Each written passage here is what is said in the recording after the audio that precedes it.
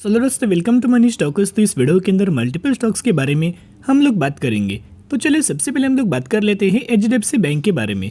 तो अगर आप एचडीएफसी बैंक का आज के दिन का परफॉर्मेंस देखोगे तो फ्लैट का परफॉर्मेंस हमें एचडीएफसी बैंक ने आज के दिन परफॉर्म किया। कोई ज़्यादा तेज़ी नहीं, कोई ज़्यादा गिरावट नहीं, एक फ्लैट क्लोजिंग हमें एचडीएफसी बैंक के अंदर नज़र आ चुका है। तो चलिए सबसे पहले हम लोग बात करेंगे एक पॉजिटिव अपडेट्स हमें एचडीएफसी बैंक के अंदर नजर आ चुका है। बेसिकली अगर आप किसी भी बैंक के अंदर बाइंग करते हो, अगर आप प्राइवेट सेक्टर वाली बैंक के अंदर बाइंग करना चाहते हो, मैंने पहले ही आपके साथ शेयर किया था। तो सबसे पहले प्रेफरेंस अगर आप प्राइवेट सेक्टर वाली बैंक के अंदर देना चाहते हो तो एचडीएफसी बैंक के अंदर सबसे पहला आप प्रेफरेंस दे सकते हो।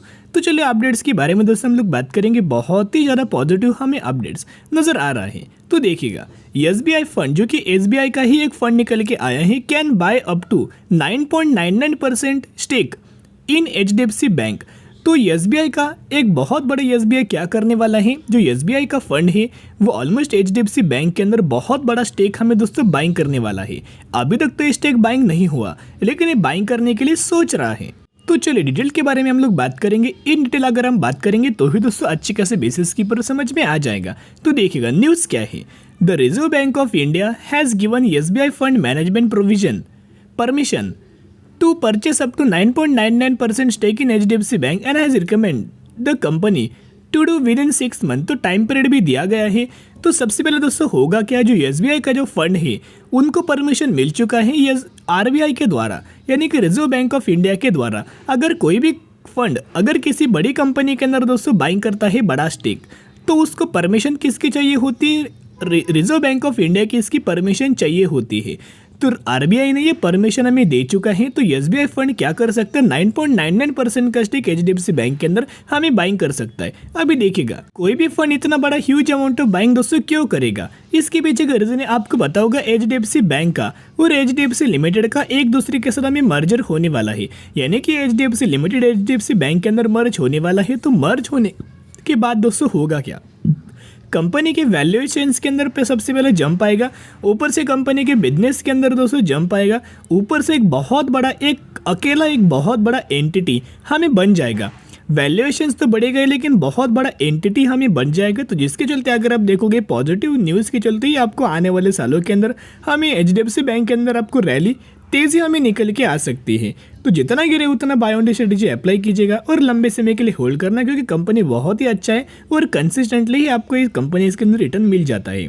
कोई बहुत बड़ी तेज़ी, बहुत बड़ी रैली नहीं आती, धीरे धीरे करके आपको तेज़ी रैली नजर आ जाती है। तो चलिए अभी हम बात करेंगे नेक्स्ट कंपनी के बारे में। हम लोग बात करने वाले हैं तेजनाशक हेल्थ केयर लिमिटेड के बारे में। यस, यही वो कंपनी है जिसके अंदर हमें स्प्लिट का दोस्तों अनाउंसमेंट हो चुका है। तो इस कंपनी की भी रिगार्डिंग पॉजिटिव भी अपडेट्स है, नेगेटिव भी अपडेट्स है। तो देखिएगा, सबसे पहले कंपनी 70 रुपीज़ के ऊपर ट्रेड कर रही है। जब से कंपनी आई है तब से 820% का रिटर्न शेयर होल्डर्स को बना के दे चुका है।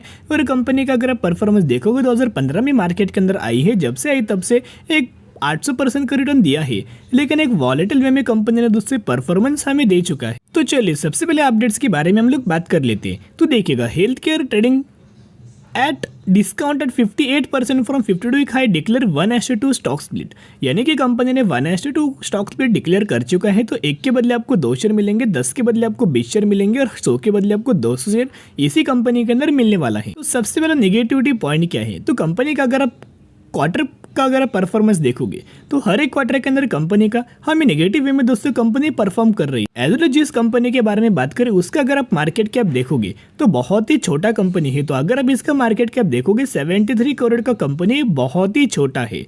तो यहाँ दोस्तों अगर आपको करेक्शन भी नजर आए तो 70-80% करेक्शन वन वे के अंदर हमें नजर आ सकता है। इतना ज़्यादा कंपनी के अंदर हमें रिस्क इन्वॉल्वमेंट है। तो स्टडी करना, एनालिसिस करना, कंपनी का बिजनेस पसंद है, पैरामीटर्स पसंद है, रिस्क कितना है, वो सब कुछ एनालिसिस करके ही दोस्तों निवेश करने के बारे में सोच सकते। तो चलो दोस्तों अभी हम लोग बात करने वाले हैं नेक्स्ट कंपनी के बारे में। आरवीएनएल के बारे में हम लोग बात करेंगे। बेसिकली आरवीएनएल कंपनी की अगर बात की जाए, पीओसी स्टॉक से गवर्नमेंट ओन्ड कंपनी है, प्लस कंपनी फंडामेंटल तो बहुत ज़्यादा स्ट्रॉन्ग है। अभी देखिएगा क्यों लगातार लोग इस कंपनी के बारे में करंटली में डिक्लेयर या फिर डिस्कस क्यों नहीं कर रहे हैं। इसके पीछे का रीजन है कि अभी कंपनी के अंदर तेजी नहीं आ रही। जब कंपनी के अंदर तेजी आती है वो कंपनी ट्रेंडिंग न्यूज़ बन जाती है। एक आप ये बोल सकते हो बहुत ही ट्रेंडिंग न्यूज़ हमें कंपनी बन जाती है।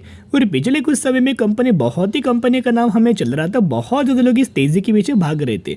मैंने बहुत बार आपके साथ शेयर किया था कि तेज़ी के पीछे अगर आप भागेंगे तो 100% ट्रैप हो जाएंगे। तो कंपनी जो अपना हाई जो क्रिएट किया था, जो अपना हाई जो लगाया था 144 रुपीज़ का लेवल, वहीं से कंपनी के अंदर लगातार 200 करेक्शन नजर आया और करंटली 116 रुपये के आसपास क्लोजिंग हमें आरबीएनएल कंपनी के अंदर नजर आ चुका था। तो किस न्यूज़ रिगार्डिंग कंपनी के अंदर तेज़ी आया था, जो तेज़ी आया तो बहुत सारा कंपनी को ऑर्डर मिला था। आपको पता होगा बहुत सारा गवर्नमेंट का जो रेलवे रिगार्डिंग जो प्रोजेक्ट्स मिलता है, कंस्ट्रक्शन रिगार्डिंग जो प्रोजेक्ट्स मिलता है, non metro segment, metro segment, पहला प्रेफरेंस हमें आरबीएनएल कंपनी को ही दिया जाता है। तो जिसके मुताबिक यही वो रीज़न है जिसकी वजह से हमें आरबीएनएल कंपनी के अंदर रैली नज़र आ चुकी थी। बहुत ही कम समय के अंदर अगर आप देखोगे तो मार्च से लेके मई तक अगर आप कैलकुलेट करेंगे तो ऑलमोस्ट हमें 142% का रिटर्न शेयर होल्डर्स को बना के दे चुका था। तो लोग यहाँ भी एक्सपेक्ट यही कर रहे थे, पिक पॉइंट के ऊपर भी लोग यही यहाँ एक्सपेक्ट कर रहे थे कि यहाँ हम लोग बाइंग करेंगे तो और हमें तेज़ी मिलेगी। दोस्तों देखिएगा, अगर एक इंसान है कितना दौड़ेगा, 1 kilometre, 2 kilometre, 3 kilometre, 5 kilometre, 10 kilometre, कहीं ना कहीं रुकेगा, सांस लेगा, पानी पिएगा, ओके, तो रेस्ट करेगा, उसके बाद वो फिर से दौड़ने लगेगा। तो यहाँ करंटली आरबीएनएल रेस्ट कर रहे हैं, पानी पी रहे हैं, ओके, जिसके चलते अगर आप देखोगे तो ये गिरावट के अंदर आपको निवेश करने का मौका है। तो देखिएगा, आपको बताओगा हर एक कंपनी का Q4 का रिजल्ट हमें आ रहा है। वैसे अगर आप देखोगे आरबीएनएल कंपनी का जो Q4 का जो रिजल्ट आने वाला है, फाइनेंशियल रिजल्ट जो आने वाला है, वो 29 मई के दिन हमें आरबीएनएल का फाइनेंशियल रिजल्ट्स हमें आने वाला है। और कंपनी फाइनेंशियल रिजल्ट्स के साथ साथ हमें डिविडेंड का भी बेनिफिट शेयर होल्डर्स को कंपनी देने वाली है। तो आप ये देख सकते हो, फाइनेंशियल रिजल्ट प्लस डिविडेंड, यानी कि एक बार दो बड़े धमाके हमें आरबीएनएल कंपनी के अंदर निकल के आने वाले हैं। तो आपके साथ मैं रिक्वेस्ट करना चाहूँगा, जरूर चैनल को सब्सक्राइब करके रख सकते हो। जब भी कंपनी का Q4 का रिजल्ट डिक्लेयर होगा मैं 100% आपके साथ शेयर कर दूँ। कब से हमें आरबीएनएल कंपनी के अंदर बाइंग करना चाहिए, करंटली दोस्तों वेट एंड वॉच करना। सबसे पहले आरबीएनएल कंपनी का Q4 का रिजल्ट देखना, उसके बाद निवेश करना। लेकिन मैंने सबसे पहले आपको जो लेवल्स दिया था कि अगर इस लेवल्स के आसपास अगर आपको कंपनी मिले तो कंपनी के अंदर निवेश करने का स्टार्ट कर सकते हो। सबसे पहला जो लेवल से 110 रुपये का लेवल, सेकंड जो लेवल्स निकल के आ रहे हैं 100 रुपीज़ का लेवल, यानी कि 100 से लेके 110 रुपये के आसपास अगर आपको कंपनी मिले तो कंपनी के अंदर बाय ऑन स्ट्रेटेजी अप्लाई आप ये कर सकते हो। धीरे धीरे करके बाइंग आप स्टार्ट कर सकते हो। तो चलिए दोस्तों, अभी हम लोग बात करेंगे ट्राइडेंट के बारे में। तो ट्राइडेंट के अंदर अगर आप आज के दिन का परफॉर्मेंस देखोगे, ऑलमोस्ट 2.5 से लेके 3% की पॉजिटिविटी के अंदर क्लोजिंग हमें ट्राइडेंट के अंदर नजर आ चुकी है। बेसिकली पहले भी मैंने आपके साथ शेयर किया, टेक्सटाइल सेगमेंट से company maximum amount of revenue generate करती है और पेपर एंड केमिकल्स के अंदर भी कंपनी का हमें एक छोटा सा बिजनेस निकल के आ रहा है। करंटली 35 रुपीज़ के आसपास ट्राइडेंट की हमें आज के दिन क्लोजिंग निकल के आ चुकी है। तो ट्राइडेंट का अगर आप पिछले एक महीने का अगर आप रिटर्न प्रोफाइल देखोगे तो 13% का रिटर्न हमें कंपनी ने शेयर होल्डर्स को प्रोवाइड कर चुका है पिछले एक महीने में।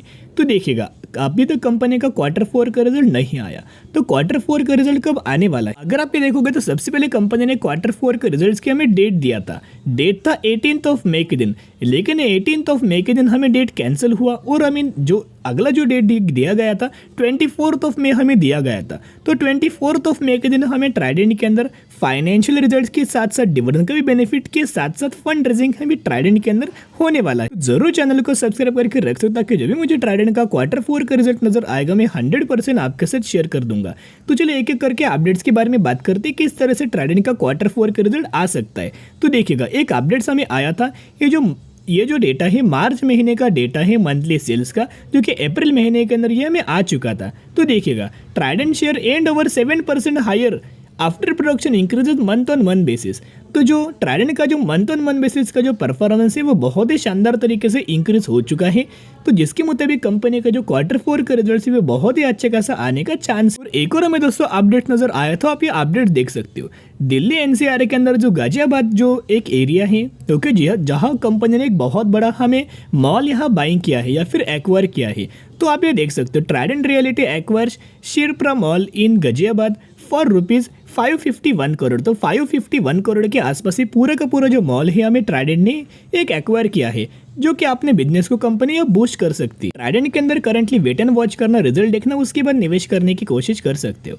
चलिए आज के लिए इतने, अगर वीडियो पसंद है जरूर वीडियो को लाइक और चैनल को सब्सक्राइब कर सकते हो। फिर मिलेंगे, बाय।